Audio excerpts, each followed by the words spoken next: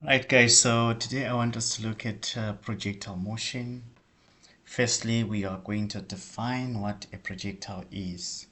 So in simple terms, a projectile is an object that is given initial velocity, right? The object is given initial velocity and then it moves under the action of gravity. That's the simple way of defining a projectile. So maybe in practical applications, you may think of someone who is throwing a basketball, right, trying to shoot into the ring. The person just pushes the ball upwards, right? So that means they're giving it an initial velocity. And then in the process, while the ball is traveling, there'll be gravity acting on it. Okay, so yeah, that's one good example that you can probably think of. Right, one thing that we should always take note of is that we always assume that there is no air resistance acting on these objects, otherwise everything will be just complicated. Okay, so I have a simple diagram here illustrating an object. Probably I'm assuming there's an object at this particular point, right? And then we launch the object with an initial velocity of u meters per second, and I'm assuming this is the ground. Okay, it's the horizontal. Sometimes you call it the horizontal, so that's the term that we normally use. So we launch an object at a certain angle from the horizontal. Okay, the angle, we can call it theta, and we're saying its initial speed that we're giving it, it's u meters per second. Right, now what we need to understand is that this is no longer simple motion like an object that is moving on a straight line. When you're analyzing projectile motion, you need to consider two dimensions, right? The vertical and the horizontal. So each time, whatever you're analyzing, that will always have a vertical component and a horizontal component. So I'm going to treat the vertical component as y. So we're saying at this particular point, probably when we are launching this object, we have that vertical component, and then we have the horizontal component down here. That's x and y there. So if you're looking at theta, theta is adjacent to the horizontal component and probably not with the vertical component. Right, let's get down to the main business. So when you're analyzing, whatever you're analyzing, it has to be split into two every time. So I'm going to start with the initial velocity. Right, we're launching this object with an initial velocity of u meters per second. Right, there is our initial velocity. Okay, initial velocity u meters per second. So at the beginning here, we are saying at the start, initial velocity. All right, initial velocity. Right, so looking at this, we can have the vertical component there and the horizontal component there. Then we are launching this object with u there and theta here. So what it simply means is that with the horizontal component will be u cos theta, and the vertical component will be u sine theta. It's like we are resolving that speed, u meters per second. So the initial vertical velocity, I can call it uy. Uy is going to be u sine theta, and then the vertical initial, so the horizontal initial velocity, that is ux. Ux is equal to u cos theta. Right, so instead of using u meters per second, we are saying at any given point, the initial vertical velocity is going to be treated as u sine theta, and the horizontal velocity is u cos theta. Right, that's what we have there for velocity. And then what we need to recall is those equations of motion. I'm going to put them up here. Right, when we have a constant acceleration. All right, So the first one, of course, we have v is equal to u plus at. The second one, we have s is equal to ut squared plus half at squared. And then, of course, we have v squared is equal to u squared plus 2as. I hope you're familiar with these equations of motion. Right now, when you are analyzing, sorry, this was initial velocity. If you are now going to analyze the velocity of this object at any given point, let's assume maybe this object is at that point, right? So this object will still be having a vertical component and a horizontal component. Up there, to still be having a vertical component and a horizontal component. Then we get to a point where we no longer have a vertical movement, where the object will stop instantaneously, and then that's when it turns and then comes back down. At this particular point, it means the vertical velocity is equal to 0. Now this is velocity, vertical velocity is equal to 0. This is at a maximum point where it then descends, right? This is at a max point there, up there, but we still have the horizontal component. All right, so here I'm just analyzing the velocity.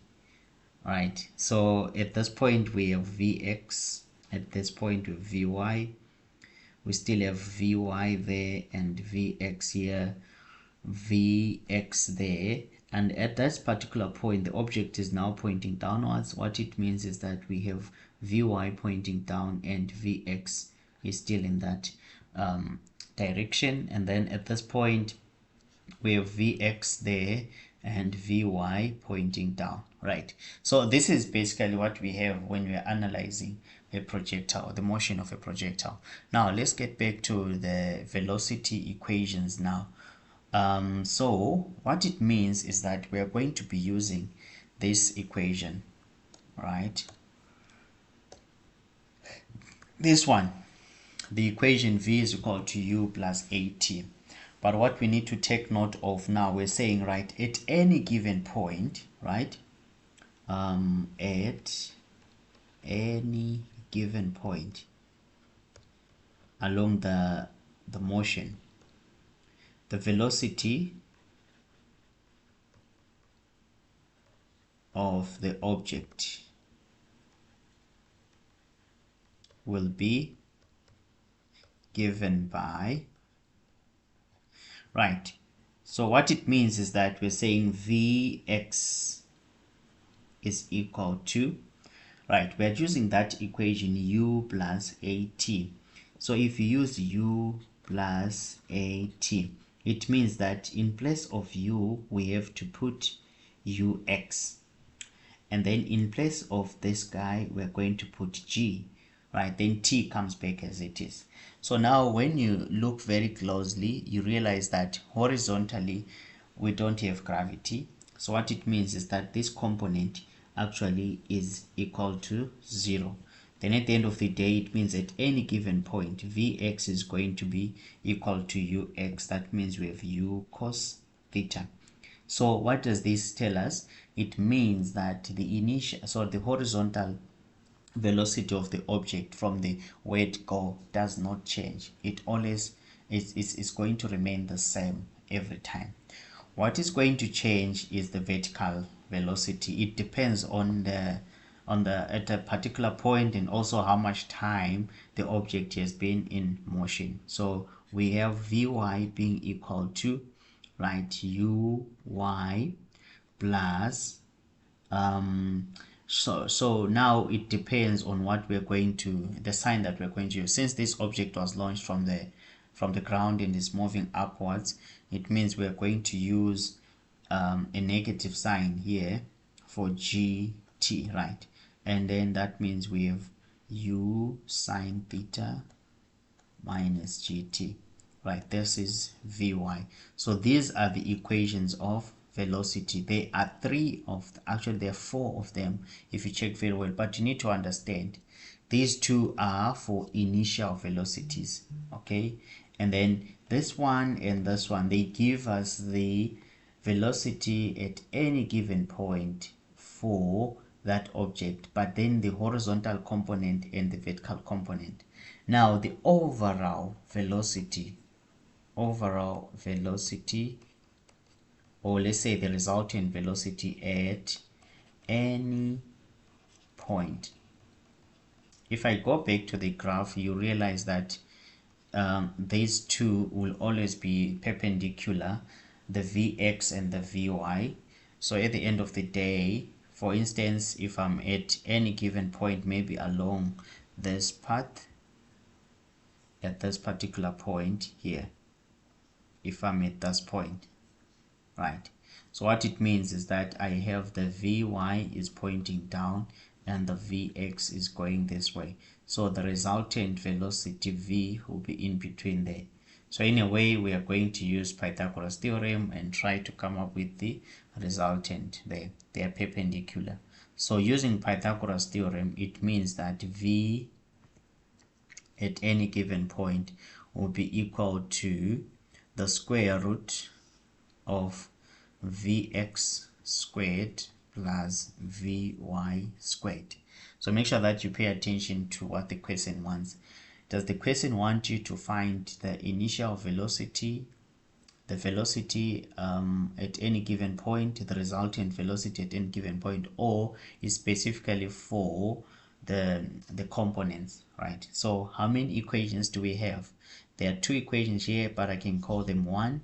And then we have two equations here, that's number 2, and then we have this one, which is number 3. So basically, when you're looking at velocities, this is how we deal with velocities on a projectile motion. Okay, now let's move on to what you call this, displacement. Again, if you are going to deal with the displacement, it means that you're going to probably consider both the components, the vertical component and the horizontal component, right? So this is now for displacements, or let me say the distances, but we can call it displacements, right?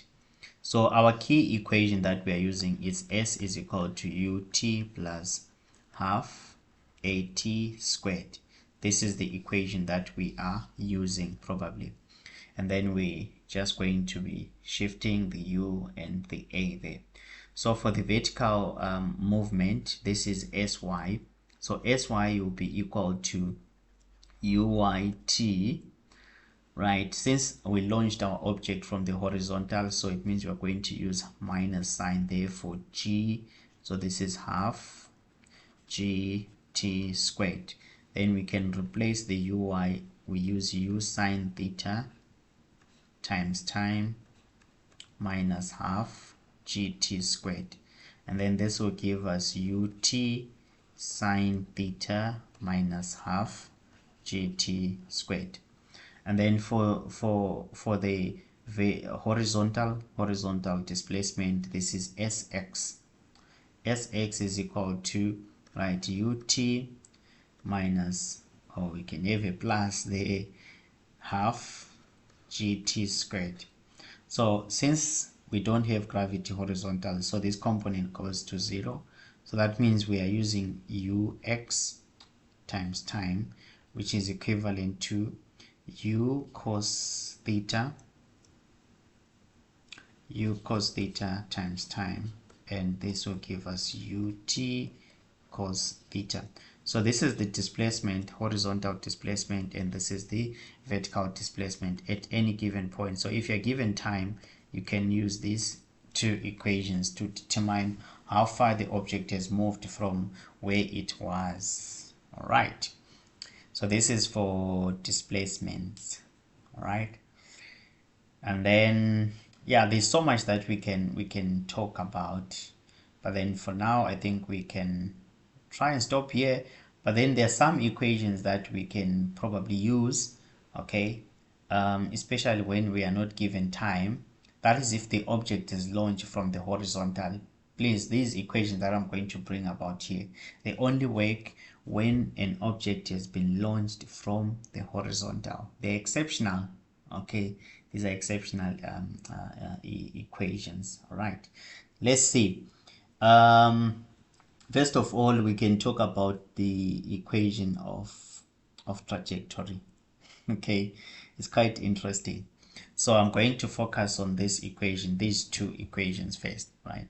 So I can call this equation 1 and I call this equation 2, right? The equation of trajectory. Equation of trajectory. This one works especially if you're not given t. You realize that we are going to eliminate t in the two equations. So we can treat sy as y. So we have y being equal to ut sine theta minus half gt squared. Right, this is equation 1. And then I have x being equal to ut cos theta. That's my equation number 2. So I'm going to make t the subject of the formula here. Make t the subject. Right. So if I make t the subject, it means I have t being equal to x over u cos theta. Then after doing that, I'm going to substitute t into this equation number 1. So I'll come here and say substitute t equals x over u cos theta. So now I have my y being equal to u in brackets. I have x over u cos theta sine theta minus half g, and then in brackets I have x over u cos theta squared there. Right, this simplifies to, you realize u and u cancel out here. Okay, and then we have x sine theta over cos theta. Right, we can leave this for a moment. Right, minus, right, if we simplify this, this is still g over 2, and then we'll have x squared over u squared and then cos squared theta there. Then we can simplify this. It goes to, right, take note, tan theta is equal to sine theta over cos theta from those relationships in trigonometry. And then also 1 over cos theta is equal to, right, is it cosec or sec? Right, is sec squared. So I'm now writing the squared. It's sec theta. Right, so this is very important to remember. Right, so now we're going to decompose this. This means we have x tan theta minus gx squared over 2u squared, in brackets we have 1 over cos squared theta.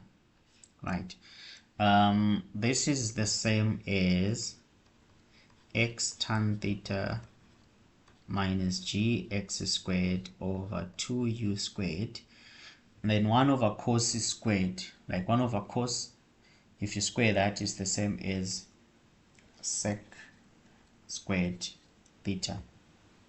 Right, this is what we call the equation of trajectory. And by the way, when you use identities again, you can as well as decompose the sec squared.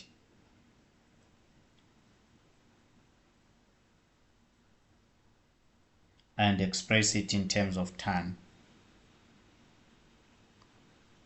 So that means sec squared theta is equal to, remember that sec squared theta is identical to 1 plus tan squared theta. So if you want to express this whole equation in terms of tan, then it means now we can say x tan theta minus gx squared over 2u squared, and then in brackets I have 1 plus tan squared theta. Right, we can simplify as far as we can, but what I want you to take note of, this equation is used mostly when you're given just maybe theta and tan, when you don't have time, probably the value of t that you can use, it's very, very important to take note of this. Right, now I'm going to move on to some special equations that we can use. Okay, so I'm just going to say special equations. These ones, they only work again if our projectile has been launched from the horizontal going up. Otherwise, anything that is launched from a certain height and anything from any position, these equations won't work. Right, now if we go back to what I had highlighted earlier, if the projectile is moving in this way, right, once we get to that point, we said the vertical component Vx is always equal to 0, right? So we can start from there, is it? We're saying at maximum height, right? Vx, oh, I said Vx, must be Vy there, sorry. Vy is equal to 0. And by the way, Vy is equal to u sine theta minus gt. So if this is equal to 0, what it means is that we have u sine theta minus gt.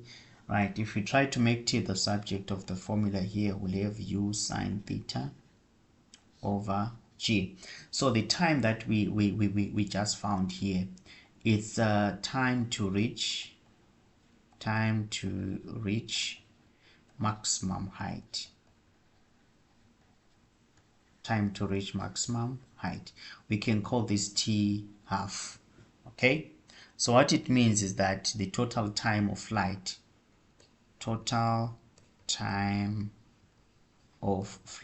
now would be equal to, that is t is equal to 2u sine theta over g. These equations are very useful, very, very useful. Now if we go back to the vertical displacement, right, sy, we said sy is ut sine theta minus half gt squared. So if you want to find the maximum height,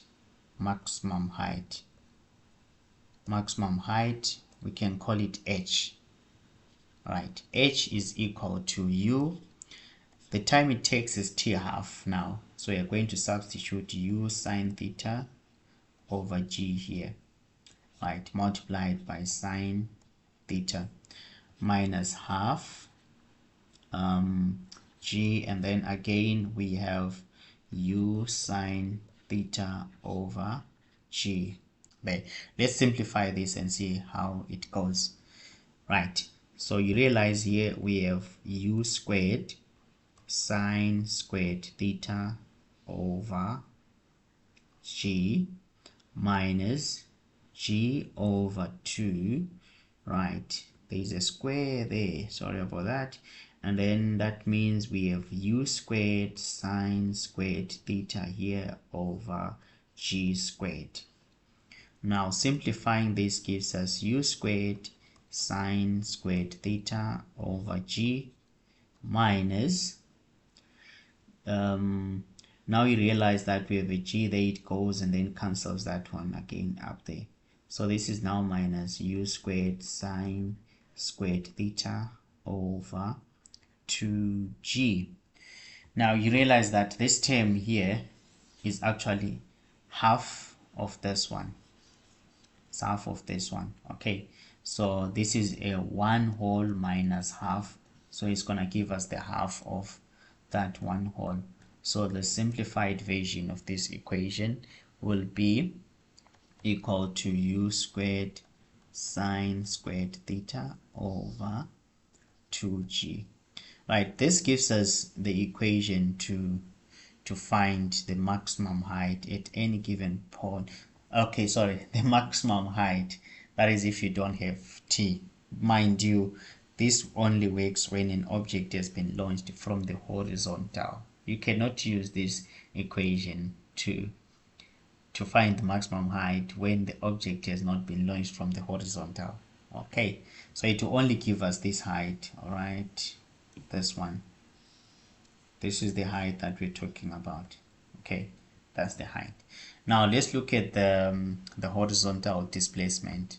We can call it the range. Some they call it the range. So horizontal displacement is sx. Sx is ut cos theta, right? But then we are saying from here the total time of flight will be this one. Remember, when you're now looking at the horizontal displacement, that's the maximum horizontal displacement again. So we're looking at this, so it will be actually the total time that we are using here. So that means we're saying r is equal to u. In place of t, we are saying, right, this is x over u. Oh, sorry, I'm making a mistake here. I'm making a mistake there. Right. T is equal to 2u sine theta over g. Right, those things happen there. 2u sine theta over g. So this is 2u sine theta over g, and then times cos theta here. So this simplifies to 2u squared sine theta cos theta all over g. And then what we need to take note of, there is an identity again for, is it sine 2 theta, right? Sine 2 theta is equals to 2 sine theta cos theta. All right, so we can replace this and now write it as 2u squared sine 2 theta all over g. This is r. So yeah, this is very, very important to remember. This will give us the maximum range, the maximum displacement. And by the way, this equation only works when an object has been launched horizontal. It is applied when you don't know the t value, probably. Yeah, so generally when you're looking at projectile motion, there's quite a lot to consider, right? So in my next video, I'm going to give you some examples, and then we can see how we can deal with these projectiles. But otherwise, this is what we have for a projectile motion. Okay, I hope to see you next time. Thank you for watching.